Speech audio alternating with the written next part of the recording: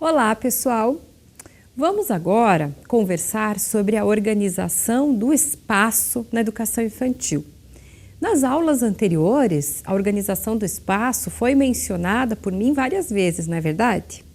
Então, vamos pensar agora de uma forma específica nesse elemento que é tão importante na organização da nossa prática educativa. Afinal, o espaço pode ser sim um elemento de estímulo para a aprendizagem das crianças. E é nesse sentido que nós vamos pensar o espaço da instituição da educação infantil, ok? Então vamos lá. Primeiro, a gente vai pensar um pouquinho na definição. O que é um espaço? E aí nós vamos pensar com a ideia de educador da educação infantil. O que um educador da educação infantil precisa entender como espaço? E aí eu trago as palavras da Fornero, que explica para a gente o significado dessa extensão delimitada que se chama espaço. É um meio sem limites que contém todas as extensões finitas, parte dessa extensão que ocupa cada corpo. E aí, nós vamos ampliar a nossa compreensão para além de um espaço definido entre quatro paredes. Então, por exemplo, podemos definir como espaço uma sala que tem o seu piso, as paredes, pensando assim, espaço físico. Ampliando, então, essa concepção a respeito do espaço, vamos novamente nos ocupar da contribuição da Fornero, que traz uma ideia muito interessante quando ela fala de ambiente. Ambiente traz aquela perspectiva humana desse espaço, ou seja, o espaço não é só o aspecto físico, as mesas, as cadeiras, os objetos que compõem, as paredes, o piso, de que material isso é feito, se é adequado, se não é. Não é só isso. Ela vai além e é esse olhar que nós temos que ter ao pensar a organização do espaço, pois ele subentende o quê? As relações que existem e que se estabelecem nesse espaço. Então, pensa um pouquinho, o que faz parte, que elementos fazem parte das relações que se estabelecem nesse espaço? Podemos citar alguns, como os afetos, o relacionamento entre as crianças e os adultos, entre as crianças e as próprias crianças, enfim, entre a sociedade de uma forma geral. O que acontece? O que você sente? Vocês já observaram isso?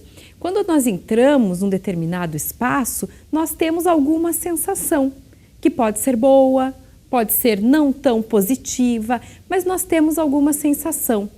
Isso faz parte da caracterização do espaço. Isso deve fazer parte da nossa preocupação no que se refere à organização do espaço. Então vamos pensar mais um pouquinho. Olha só, já ficou claro que não existe neutralidade no espaço, não é verdade? Isso caracteriza aquilo que a gente já percebeu, que numa mesma instituição de educação infantil, as salas de aula que podem ser construídas com o mesmo material, ter a mesma característica, a mesma arquitetura, elas são diferentes.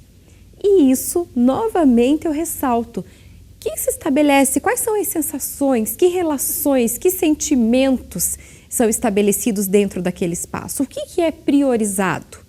Isso faz parte da organização do espaço.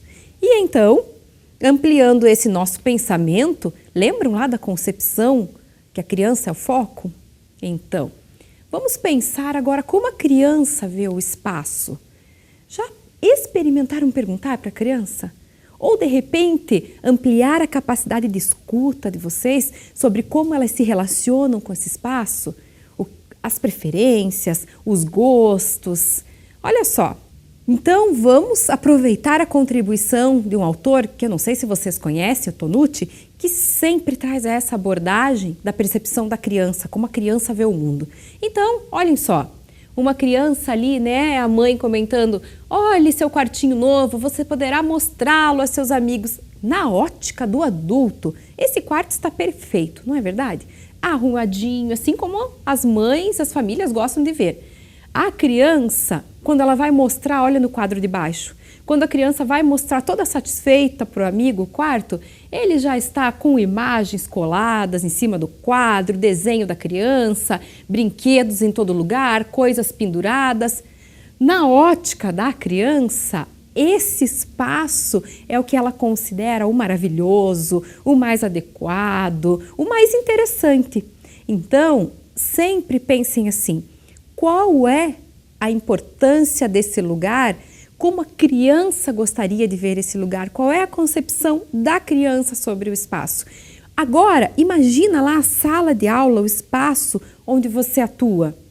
O que você pensa dele? O que poderia ficar mais interessante na ótica das suas crianças, de acordo com a idade delas? E aí, então, enquanto você pensa, vamos continuando. Então, veja só. A forma como a criança percebe o espaço é diferente da do adulto, isso ficou muito claro. E, portanto, cabe a nós, educadores, valorizarmos essa perspectiva da criança. E para podermos valorizar essa perspectiva da criança, nós temos que valorizar o que ela pensa, os comentários, entender, fazer conexões com o desenvolvimento infantil, com o que seria enriquecedor. E aí, nesse processo, então, o que consideramos? Consideramos que tudo que faz parte desse espaço, sejam as paredes, os materiais, devem sim ser um elemento muito rico de estímulo para a criança. Deve ser um elemento que favorece a mediação entre crianças e educadores. E então, vamos parar para pensar um pouquinho. Eu pedi que vocês relembrassem lá o espaço onde vocês atuam. Agora, eu deixo uma outra questão. Pensa nesse espaço onde você atua como um espaço de relação pedagógica. E aí, como que você caracteriza?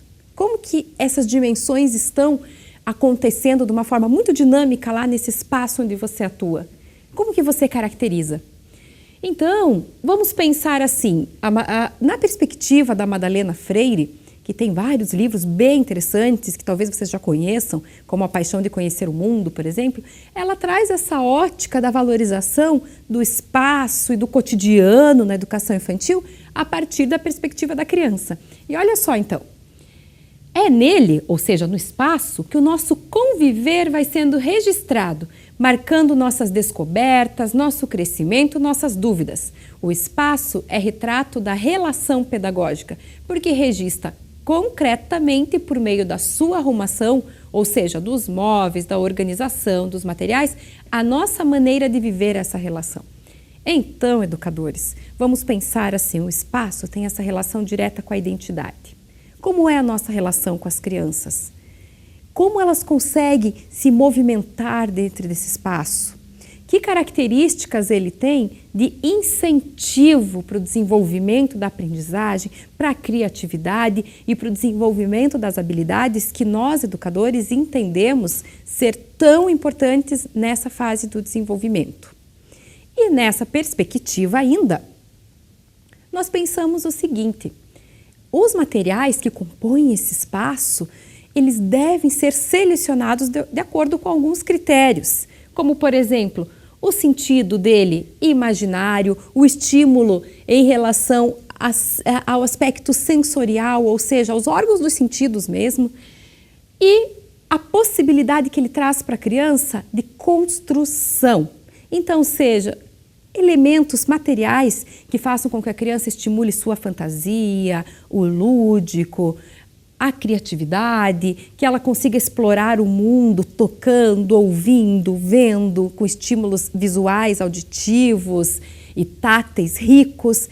E, além disso, que ela consiga fazer encaixes, manipular, que os materiais sejam provocadores desse raciocínio. Então, a partir daí, a gente vai continuar pensando nessa relação da organização do espaço com o tempo.